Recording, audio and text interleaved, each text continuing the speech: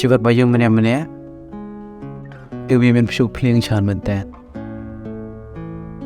តែខ្ញុំគ្រាន់តែចង់រំលឹកថា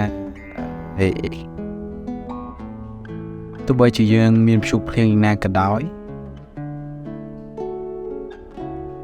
គឺយើងនៅតែមានជំរឿហើយព្រោះជីវិតរបស់យើងគឺមានជំរឿពីរនៅពេលដែលយើងជ្រើសរើសអីមួយគឺនឹងមកអ្វីមួយខ្ញុំសូមបញ្យល់ចេះ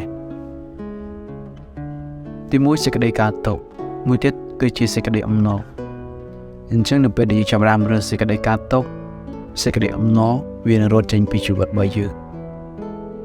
នៅពេលដែលយើងចាប់ផ្ដើមរើសសេចក្តីអំណរសេចក្តីការទុកវានឹងរត់ចេញពីជីវិតយើងហើយដូចជាព្រះជាម្ចាស់បានមានបន្ទូលថាខ្លួនរបស់យើងមួយមិនអាចស្រឡាញ់ចៅហ្វាយពីរហើយខ្លួនរបស់យើងមួយក៏មិនអាចស្រឡាញ់ធ្វើកិច្ចការងារនឹងពីរផ្សេងព្រមគ្នាប៉ុន្តែពេលខ្លះខ្ញុំដឹងថាយើងពិបាកក្នុងការជ្រើសរើសយើងសេចក្តីអំណរជ្រើសរើសយកការល្អដាក់ក្នុងជីវិតប៉ុន្តែខ្ញុំគ្រាន់តែចង់ឲ្យបងប្អូនចេះរៀនជ្រើសរើសអ្វីដែលល្អសម្រាប់ខ្លួនឯងទោះបីជាស្ថានភាពពិបាកយ៉ាងណាក៏ដោយយើងនៅតែជ្រើសរើសក្នុងការបន្តជ្រើសរើសក្នុងការទុកចិត្តព្រះអង្គ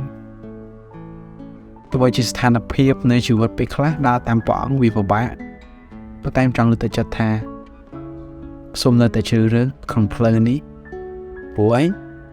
yes វាល្អអញ្ចឹងខ្ញុំក៏ចង់រំលឹកថានៅពេលយើងជ្រើសរើសអីមួយគឺវានឹងបាត់អ្វីមួយក្នុងជីវិតរបស់យើងប៉ុន្តែសូមឲ្យសេចក្តីជ្រើសរើសហ្នឹងបងប្អូនរើសអ្វីដែលល្អសម្រាប់ជីវិតរបស់យើងឬនៅការរីកចម្រើននៅក្នុងជីវិតថ្មីបោះបង់នៅការកាត់បន្ថយជីវិតចាស់ខ្ញុំគិតថាបងប្អូននឹងមានជម្រើសល្អក្នុងការដែលរើសនៅក្នុងពេលវេលានេះយប់នេះជ្រើសរើសខ្លួនឯងមានស្នាមញញឹមជ្រើសរើសខ្លួនឯងមានក្តីសង្ឃឹមបន្តទៅមុខទៀត yes នេះហើយគឺជាសេចក្តីជម្រើសសូមរើសឲ្យបានត្រឹមត្រូវខ្ញុំគ្រាន់តែរំលឹកបងប្អូនប៉ុណ្ណឹង yes សូមព្រះប្រទានពរ